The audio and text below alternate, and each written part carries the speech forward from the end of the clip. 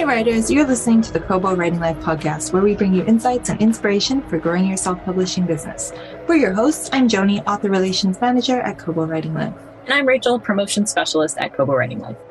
On today's episode, we are chatting to Samantha M. Bailey, who is the USA Today and #1 nationally best-selling author of Woman on the Edge, which has sold in 11 countries to date. She's also a journalist and freelance editor, and she chatted to us about her second novel, Watch Out for Her. We had such a great conversation with Samantha talking about her writing process in creating Watch Out for Her. She wrote most of the book during the pandemic, so we talked a lot about how that affected her writing. We talked about how she inhabited the paranoid headspace with her characters. And we chatted about how she moved from writing dark rom-coms into psychological thrillers, which is really interesting. Samantha also told us about her writing community and how important it is to her and how she found this community. And she also talked to us about how she keeps in touch with her readers. So it was a great conversation. We covered a lot, and we really hope you enjoy. We are excited to welcome Samantha Bailey to the podcast today. She's talking to us about her new book, Watch Out for Her. Thank you so much for coming, Samantha. Thanks for having me. Can you start by telling our listeners a little bit about yourself and about your books? Sure. So I was born and raised in Toronto, and I still live here now. And I have a Bachelor of Education from McGill University. And I have a Master's of Education in Applied Linguistics from University of Toronto. And while I wanted to be a writer for my whole life, I was also a freelance manuscript editor for a long time with my own business on hiatus now. I am a voracious reader, and Watch Out for Her is my second traditionally published novel. And it is the sixth book, though, that I've written. And Watch Out for Her is, you can call it domestic suspense, you can call it psychological thriller. I would say it's probably both. And it is the story of a mother named Sarah Goldman, who is a middle-aged mother who has a 6, almost 7-year-old son, and has been a stay-at-home mother for his entire life. And she wants to find a piece of herself again. She wants to find her own identity, and she wants to return to her first love, which is photography. And so she hires a babysitter for the summer named Holly Monroe, a 22-year-old med student. And Holly and Jacob, Sarah's son, adore each other. And Sarah and Holly create a very special bond between them as well, until Sarah sees something that she can't unsee. And she feels that she needs to escape from Holly. And so they leave from Vancouver to Toronto. She goes with her family to Toronto to a new home, only to find hidden cameras in this new home when they arrive. And she has to wonder if perhaps she hasn't left Holly so far behind after all. So before we get into the nitty and gritty of the book and writing the book, which was a lot of fun to read, I want to talk a little more about your journey to publishing. You said this is the 6th book you've written. So how did you go from studying linguistics and education to writing 4 books, 2 of which have now been published? We'll try to do this in a nutshell. I've been writing since I was 10 years old. I submitted my first manuscript to publishers when I was 10, and I was rejected for the first time when I was 10. And then I wanted to write, and I wrote my teenage years, and I wrote. At 29, I decided I was going to attempt a full-length novel. It was an edgy rom-com. I used to write edgy rom-coms, and I signed with an agent in New York City very quickly. And I thought all my dreams would come true. I thought this was it. I thought I was that overnight success story. And I thought, I was going to be in New York City, and I was going to be drinking my Cosmos at my book signings. And I was basically Carrie Bradshaw. That's who I thought I was going to be. And we went on submission with that first book, and it was resoundingly rejected. So I wrote another edgy rom-com, and it too was resoundingly rejected. And at that time, my agent and I amicably parted ways, and I kept writing. So I wrote 2 more books, and they increasingly became darker and darker and darker. And I wrote 2 more books. There was nothing in me. I was never going to give up. I wanted a traditional publishing deal almost more than anything in the world. I wanted a publishing partner. I wanted to see my book on shelves in the bookstore. And I just kept going. And I looked for another agent for quite a while for those books. And then I wrote Woman on the Edge, my debut, and I signed with my incredible agent. And we then actually spent 3.5 years revising it.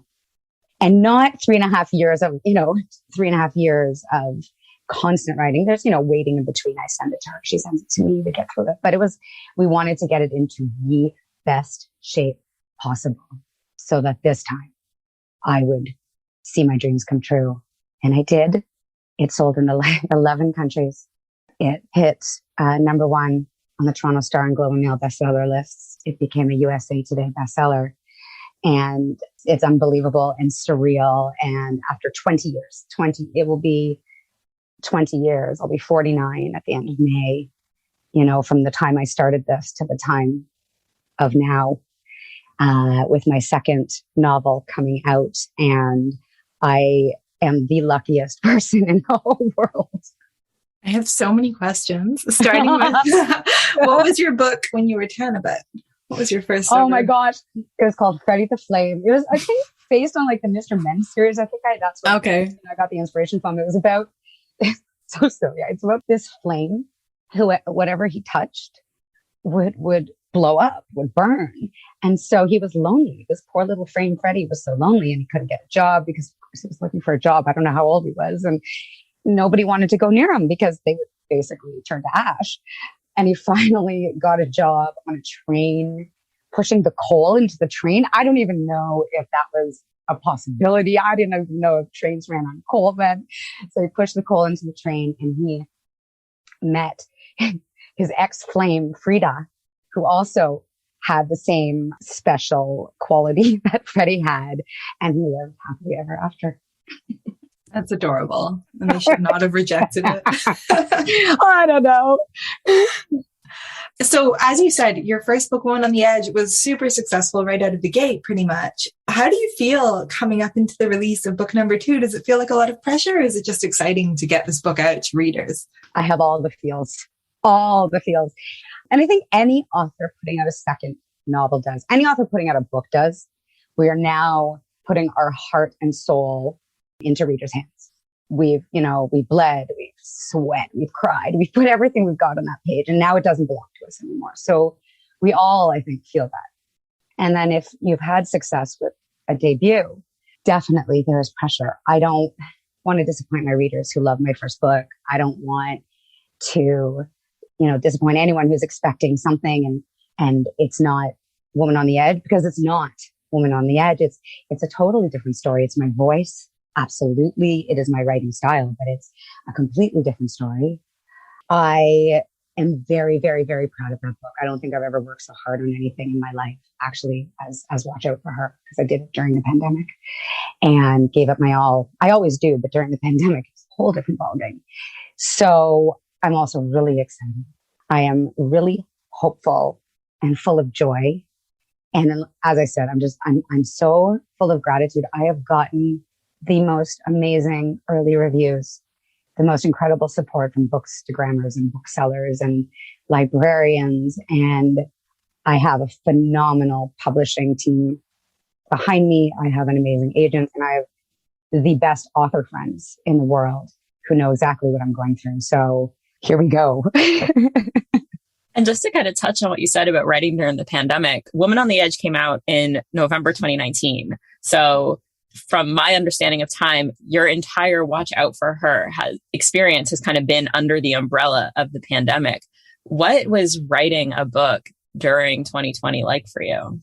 Hell, but I'll go back for 1 second to Woman on the Edge. It came out in Canada in November 2019. And so I got the launch of my dreams, and I got everything that debut authors with books out in 2020 didn't get. But it came out in the US March 3rd, 1 week before the world shut down, and everything changed. So all those dreams turned to dust for a short time, and then everybody pivoted and banded together and created a whole different world. And what was it like writing during the pandemic. I have two kids who now are almost 15 and almost 12, but they were 9 and 12 at that time. And the most important thing to me was to make sure that they were mentally and physically healthy and happy. I have parents who are older. So, and I was on deadline for this second book. And my kids were home and in school online.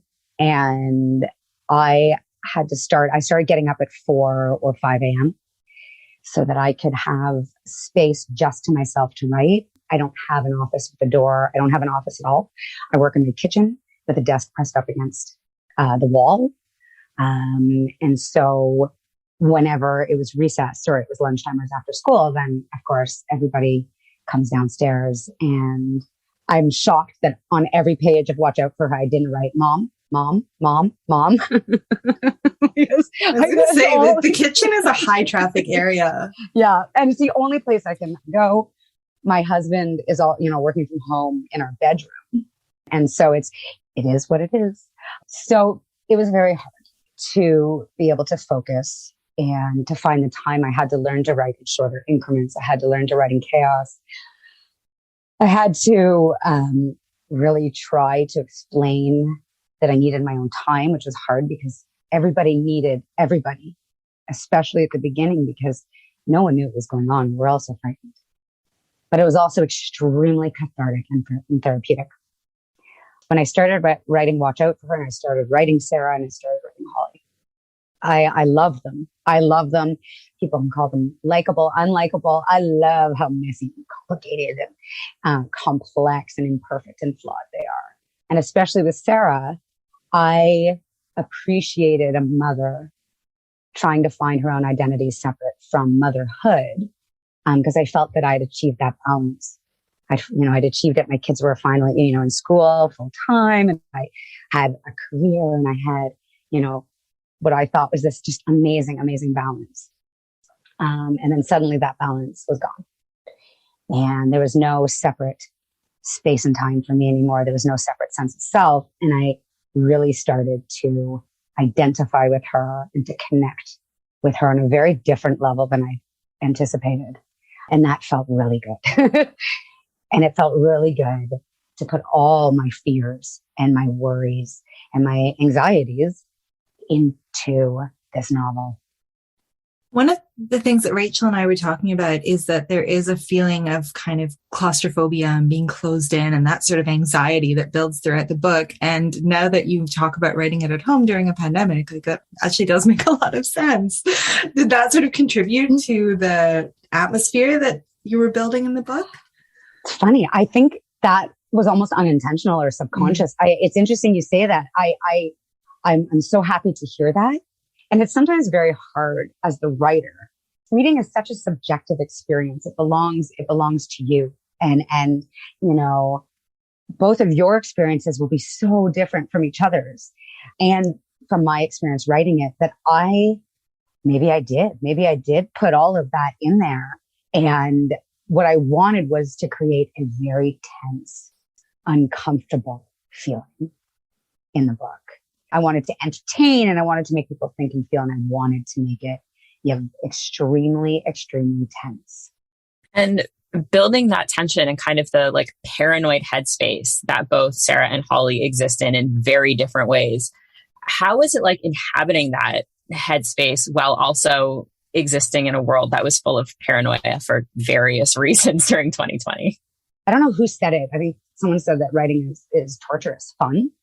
So it was torturous fun. It was great to be able to, again, put my own paranoia and anxieties onto other people, so that I didn't put them onto anybody I know in real life, so that I could do that. And of course, in the book, they're dealing with something so different, and it's paranoia and anxieties in a very different way and to a different level. I do not place cameras on other people. I am not a voyeur. I definitely people watch, but so it felt really good. But there were times where I think the lines got a little blurred, where the things that were bothering Sarah were bothering me. And I couldn't tell if it was from the book or from the situation of being isolated in a small, cramped house for months on end with no ability to go anywhere to see anybody. And in the end, it allowed me, though, to completely crack my soul open and really just let it all out onto the page. I'm always curious, what was the initial seed that was planted when you started this story? Was it like you wanted to explore the kind of the babysitter idea, or was it a particular relationship or something more general? It was more general. You know, Woman on the Edge was this lightning bolt moment, whereas this one was more a culmination of thoughts and discussions with my agents and my editor and, you know, trying to figure out how do we follow up Woman on the Edge and how do we do that so I'm true to myself, true to my voice, and I tell the story I want to tell. Because it has to be a story I want to tell and a story that readers want to read. I love the babysitter mother dynamic. I find that fascinating when you've hired a stranger to come into your home or you've allowed a stranger to take care of your child. I love the idea of not being able to watch the people who watch your children. You know, trying to control the uncontrollable is a very difficult thing to accept, that you cannot control the uncontrollable. I love the concept of what goes on behind closed doors, the expectations that are placed on us that sometimes cause us to hide who we truly are from other people and even from ourselves because we're so afraid to disappoint anybody. And that, I think, is what leads to anxieties and secrets and lies. And then very much the concept of motherhood, identity, all of that, you know, guilt and worry and all of the feelings we mothers have of where is the space for us as separate people and where is the space as, you know, the everything for our children who are the everything for us, but they can't be our everything because we also need something that is ours alone. And how do you take these like big concepts and like big emotionally impactful ideas and kind of funnel them into an entertaining thriller? It's and a good question. And how do you plot out all of the beats that let you hit the emotional mark while also, like I said, like it's really entertaining? A really detailed outline. So I write really detailed outlines that I have to be careful not to get stifled by, but I write really detailed outlines beforehand so that I know the characters' motivations, their arcs, their backstories, the clues, the plot beats, all the elements that will drive the story forward. So I have a map before I start writing of what doesn't work and what does work, what slows the story down, what doesn't need to be there. And then I'll write a first draft and then I'll have to rewrite the whole thing no matter what. No matter what, my first draft, I always have to rewrite. For me, the magic is in the revision, and it is in somebody else reading my work and critiquing it, because I often can't see when I've put way too much of this thought process in there and I need to chop away at it. I love when someone like cuts my work. I love red lines. The more red lines, I get really excited about red lines because I know that the next draft will be so much better. It gives me something to work toward. It's a challenge. So yeah, so I would say editing is a major part of that. So you have a background in manuscript editing, you said. Were you doing fiction? Yes, fiction. Yeah, mostly fiction. I was a grammar and writing teacher for a very long time, for over 15 years. And then when my daughter was born, she was my second child, I decided I wanted to work at home so that I could be available more. So I could, volunteer at the school all the time. I could, be on the parent council. I could be there if anybody needed me, that I could be really, really present for them while also having my own life. So I opened my own editing business about a year after she was born. And I did everything, resumes, academic essays, scripts, nonfiction. And then over time, I really narrowed it to fiction manuscripts. And I love it. I miss it. I haven't had time to be able to do it. And I love the editing process. I'm, critique for friends who critique for me. We critique each other's work. And I love it so much because it uses such a different part of my brain and I learn so much from it. And it sounds like it helps you as an author, because I think it can go both ways. You can either feel kind of sensitive about it because you know about this kind of thing, and having someone else go into it for you, I think can be challenging, or it sounds like for you, you know exactly how beneficial a second set of eyes is and how important it is to have someone else give you critiques that you can't always see. Yeah, it's so true. I'm a tough editor and I'm going to be honest, because if I'm not honest, I'm not helping you. Not mean, I will point at all of the things I love, but I will really, really focus on the things that I think need to work and give suggestions on what perhaps might improve it. I'm only one set of eyes. It's just a subjective opinion. And then I want to be nailed to the wall. My critique partner always laughs because she can't believe, she said she loves editing for me or critiquing me, because she never has to worry that I'm going to be upset or I'm going to, get mad at her. I would be upset if she didn't give it all the honesty that she has, because unless she does that, I can't get better. And my whole goal is to get better and to create the very, very, very best book that I possibly can. Yeah, you definitely sound like a dream author to work with from an editorial perspective. Except I don't know anything about tech. So that's where I think I, drive my poor team nuts, where I'm like, okay, I don't know how to do this. I don't know how to do that. Help. I was going to say, Joni and I both have a background in editorial. And I don't know about you, Joni, but when I was in school for it, we actually had to, it wasn't like a full class, but there was definitely a good section of a class about communicating with authors and helping them accept critique, because like at the end of the day, it's your baby that you're handing to somebody else and asking to eviscerate, which the imagery of baby is probably the wrong one to go with there. But but it's true. No, it's true. But it's true. Do you have any advice for first-time authors who are handing over that manuscript that they've been slaving over to a stranger, and how to take in that critique without taking it too personally? For sure. It's totally natural to feel like you've been punched in the stomach. Of course. You have put so much work into this, and it's your heart and it's your soul and it's everything. And if you're not published yet, it's also all these hopes and dreams that you want so much that you're so scared you won't be able to fulfill, because it is a very hard business and there's so much rejection sometimes that comes before the success. I think for any author who is in the process of trying to get published, know that none of this is fast. It may not be. For some people, it is very fast. I do know overnight successes. For nobody is it easy. For nobody. Nobody finds this easy. Publishing is a brutal, gut-wrenching, soul-destroying business. You need a really thick skin. You need to know that your first draft will not be your final draft.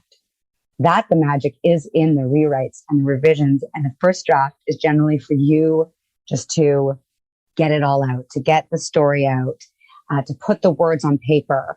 And it can be total garbage, and that's okay. Do not hand your first draft to anybody. That's a really good piece of advice. Do not send it to anyone. Do not hand it to anyone. Let it marinate. Let it sit. Walk away from it and come back to it with fresh eyes. Come back to it if you can as a reader. And when you hand it over, hand it to somebody that you trust, to be honest. Hand it to somebody who perhaps understands the genre, understands your goals, understands that publishing is a business as well as an art. And if your goal is to have a sustainable career as an author, then there is a different mindset that you probably need to accept as well. Yeah, that leads us into talking a little bit about actually selling your books. And I know that you are particularly engaged with your readers. And I wanted to ask you about that. I know that on your website, you've invited book clubs to reach out to you directly, which is so generous to talk about your book, because I don't know how many responses you get from that, but I can imagine it's a lot. Can you talk a little bit about how you engage with readers? Well, first, the idea that anybody wants me to appear at their book club, on their podcast, these events at their bookstores, boggles my mind that anyone would line up for me to sign books for them. Is, to me, authors are rock stars. They're rock stars. Even some of my close author friends, to me, are my, they're my idols. So I still get all giddy when I see their emails, and they're, people who I've, gone for drinks with, and, I am so appreciative of anyone who's taken a chance on me, who's paid money to, buy my books, who spends time with my words. So I really do want to show my appreciation for that. I love people. I really love people. I'm an ambivert. So, I do like to be home in my own little space, but I do very much also love to connect with people and talk to them. The book community is really a wonderful, warm, genuine, safe space with people I truly enjoy connecting with. So it's a pleasure for me to connect with my readers and to talk about my books with them and to talk about whatever comes up. I really, really enjoy that aspect. It's not always easy because I have a lot to keep up with, and there are a lot of comments and a lot of posts and tags, and I always want to be able to respond to everybody. I can't respond immediately. And then I feel guilty that I can't respond immediately. I'm trying hard not to feel guilty, but it is something, it really means a lot to me to connect with my readers. And how do you find the balance of, I guess, time management between having the time to write and revise and work on what you're working on now or next, as well as keeping up with readers who have read your past work? It's a work in progress for me. It's really, I'll be totally honest. So like I said, I get up at 4 or 5 and I try to save that time for writing. I do my best writing early in the morning when everyone else is asleep and it's dark and it's quiet and it's a little eerie. So I try really hard not to look at social media. I try really hard to put my phone somewhere where I'll forget where I've put it. Yeah, I find it hard to resist social media. I find it hard to resist not responding to people. So it is something I am working on, trying to dedicate separate time. I remember I had a brief talk with JT Ellison and Lisa Unger, two absolutely incredible, hugely successful authors about this, about protecting the writing time. And they were talking about how you protect the writing time. So I do try, but it does sometimes blur together, especially as my book is coming out on Tuesday. I find I'm kind of, all over the place and trying to answer this and answer that and get, work done for my next book. And then unfortunately what will happen to me is I'll run on adrenaline, passion, and caffeine for so long that I'll feel like I've been hit by a truck, and I'll have like an afternoon where I'm just flat out on the couch watching, TikTok because I can't move. I think Rachel will agree that that's one of the most relatable things ever. We've both done that. I spend a lot of time on the couch on TikTok. That is true. Oh God, it's like, it's a drug. Oh, the time doesn't exist once you open that app. It's gone. Do you have your own TikTok account, or are you just like me and a TikTok voyeur? I'm a TikTok voyeur. I thought about it, and I can't take on another platform. I'm really heavily active on Facebook and Instagram, and I knew if I took that on, it was over. And I'm also, it's not my comfortable space, and I think my kids would really hate me if I got an account. I just don't think I'd ever. Yeah, I think they would just really not enjoy that. So I am a voyeur. Yes. Although, we have talked to, I think, more than one author who have utilized the youth of their kids to help them on TikTok. Mine are not interested. All right. I don't think I would have done that for my mom either. No, the look of horror that crosses their face, especially on my daughter. So I wanted to ask you about, you mentioned the author community, and something I always wonder about, particularly with trad, because we know with indie authors, like the author community part is really, really important.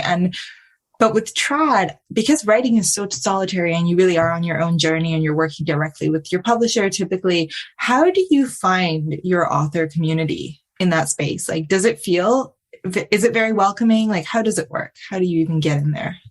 It is the most beautiful group of people I've ever encountered in my whole life. It is not, people might think that there's competition and we want to like one up each other. I have never, ever, ever felt that. Because there's space for so many books. Like there's no... A 1,000%. Mm-hmm. 1,000%. We all love to read and we all love to read each other's books. So first there's admiration and respect for each other's work and talent. We love each other's work and talent. And so a lot of those, friendships are based on that, just that we're in awe of each other. And we are in awe of each other. We write a lot of the same kind, same material, but when you read someone else's book, wow, how did you do that? It is just a sense of family. It is family. It is people who are helping each other to achieve the very best they can out of life, to celebrate each other, to promote each other's work, to have each other's backs, to be each other's confidants. Only a writer understands what another writer is going through. So to be able to honestly and openly talk with each other means everything. Yeah, the authors who are my community, and that would be in Canada and across the world. And in Canada, I did get to see the authors, and we have a really close-knit, tight group. In the thriller community, we email each other.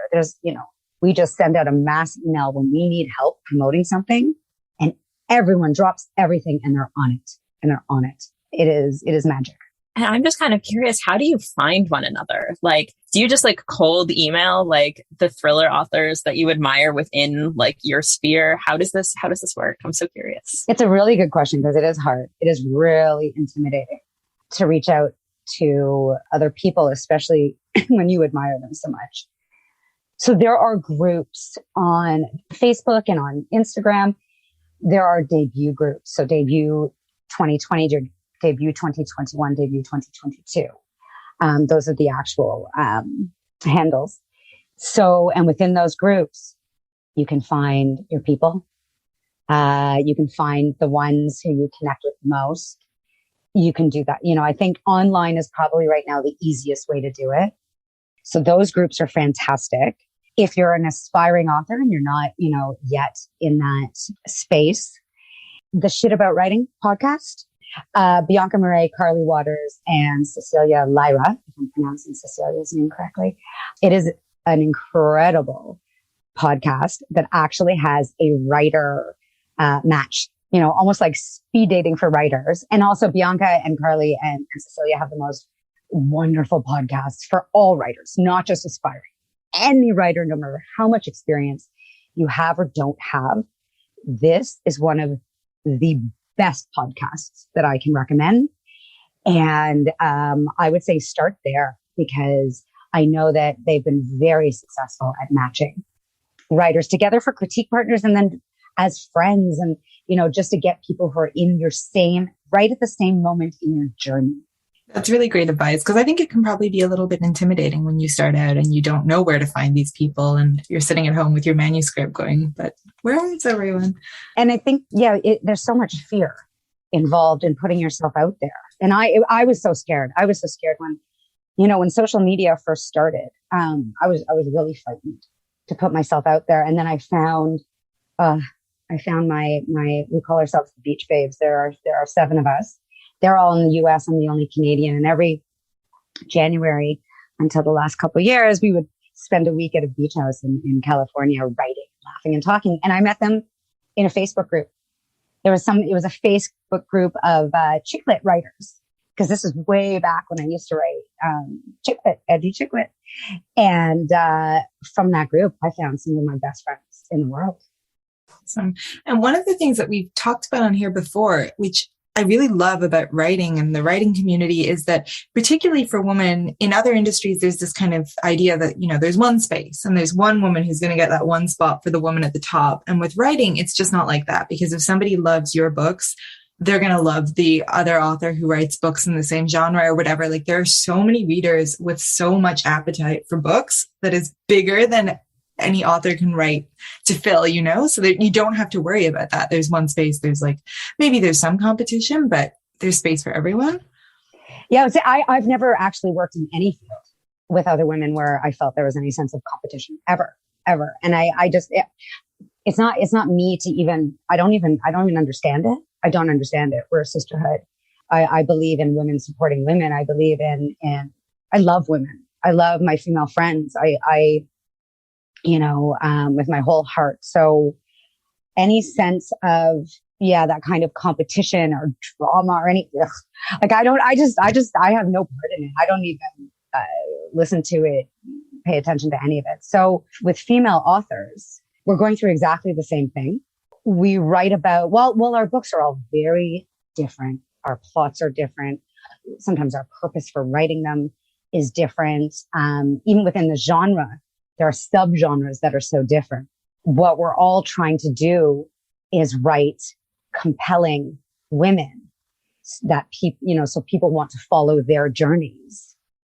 And I think that we're all compelling women, who have so much to learn from each other and to give to each other. Coming off of that, like the plot of Watch Out for Her really circles around the relationship between Holly and Sarah, like we talked about. Is there another kind of female relationship dynamic that you want to explore in your work without giving any spoilers for what's coming next? Yes, tons. And I am in my next one. I'm working on another thriller, domestic suspense. I can't give too much away, and it's in the very beginning stages, but it is, yes, a relationship between women and men and family, and a relationship more, I would say, women.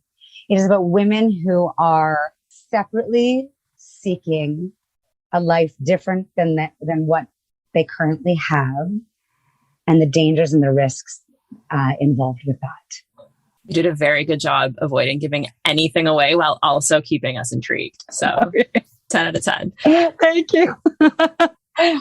And just, this is kind of taking a little bit of a left turn, but you've mentioned a couple of times that you started writing like rom-coms and kind of like chick lit. How did you shift from that tone into thrillers? Also a great question. My chick lit was edgy. It was definitely edgy. The shift felt very natural to me. I've always been drawn to really dark material.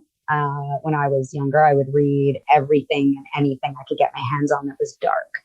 And twisted. I loved it. I think I myself am a very happy, positive person. I have a really kind of positive outlook on life.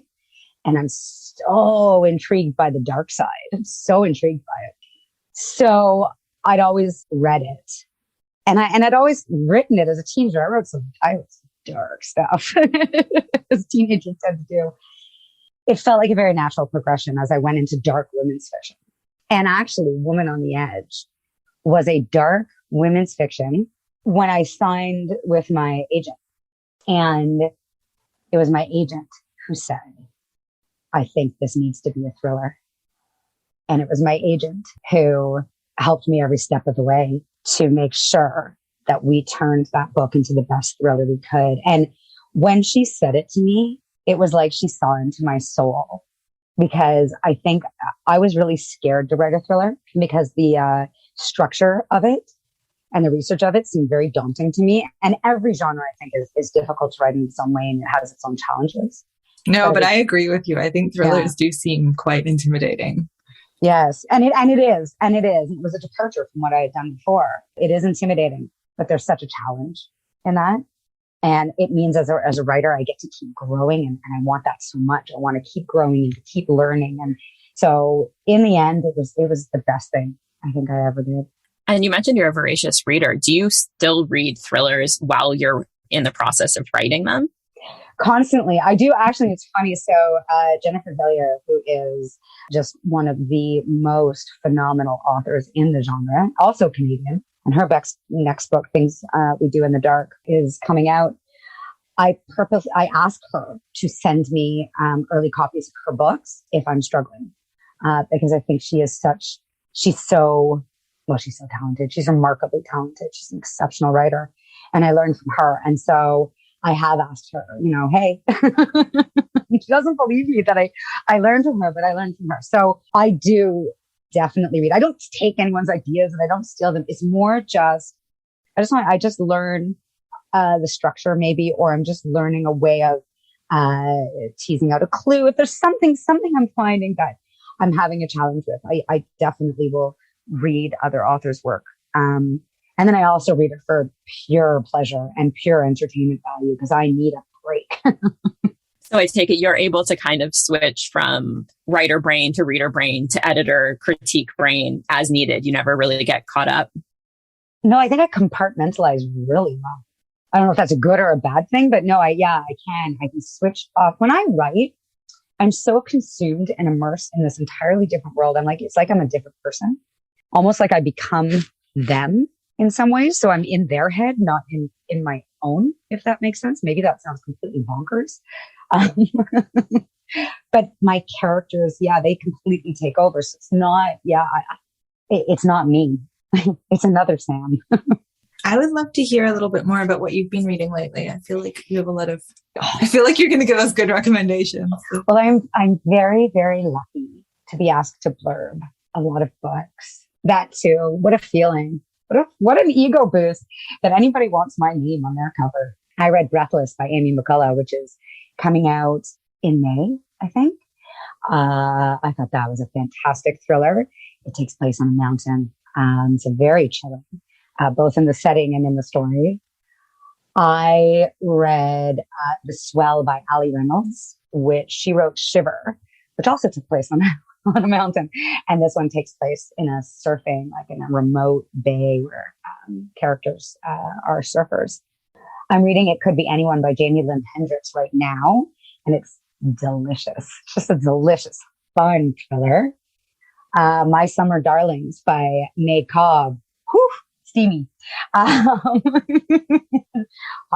and just salacious and sizzling. Never Coming Home by Hannah Mary McKinnon. Devious and brilliant. Last One Alive by Amber Cowie. Haunting, very Agatha Christie-esque. I could go on for like the rest of this episode with all the books that I've read. Love it. I'm curious, just speaking of books you've read, is there a thriller with a twist that has just completely blown you away? Just to put you right on the spot. No, it doesn't. What I always worry about is I'm afraid to give spoilers in my books, and I don't want to give spoilers in anyone else's books. So fair. I'm going to say to keep it safe, and also because this was the book for so many of us that I think made us maybe want to write domestic suspense, or that actually it was the OG domestic suspense of this time, because there are ones that came out before, but Gone Girl. Yeah, I Gillian Flynn, Gone Girl. Oh, it's so good. So good. It is genius. Maybe you've already answered this. Do you have a number one most recommended book of all time? Same thing. Also, because I don't really have a favorite book. I think I just have a book I'm loving at the moment. So a book that really stayed. Did you say thriller or any book? Any book. Woman on Fire by Lisa Barr. It is a New York Times bestseller. Sharon Stone optioned the book. It's both historical fiction and contemporary. It is about art theft during the Holocaust and then in current time and then in present time. It is the amount of research. First, Lisa Barr is one of the most amazing people I know. She is just such a wonderful, generous, kind, wonderful person.